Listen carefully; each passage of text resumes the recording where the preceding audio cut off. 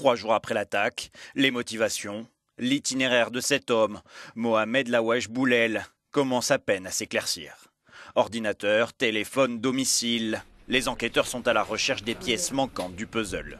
Dépeint par ses voisins et ses proches comme peu croyant, mangeant du porc, buvant de l'alcool, l'homme de 31 ans s'était pourtant, selon les premiers éléments de l'enquête, rapproché depuis peu de temps de mouvances islamistes radicales. Si aucun élément de l'enquête ne démontre à ce stade une allégeance de Mohamed Laoueche Boulel à l'organisation terroriste, ni des liens avec des individus se réclamant de cette organisation, l'exploitation de son ordinateur, tel que je viens de vous la détailler, illustre, on peut le dire, un intérêt certain et à ce stade des investigations récents pour la mouvance djihadiste radicale.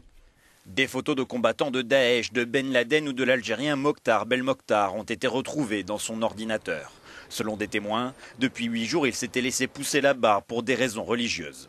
L'enquête a aussi permis de remonter l'itinéraire de Mohamed Boulel durant les dernières semaines. Il avait ainsi effectué des repérages sur la promenade des Anglais et s'y était même pris en photo le jour de l'attentat. Peu de doute donc sur son caractère prémédité.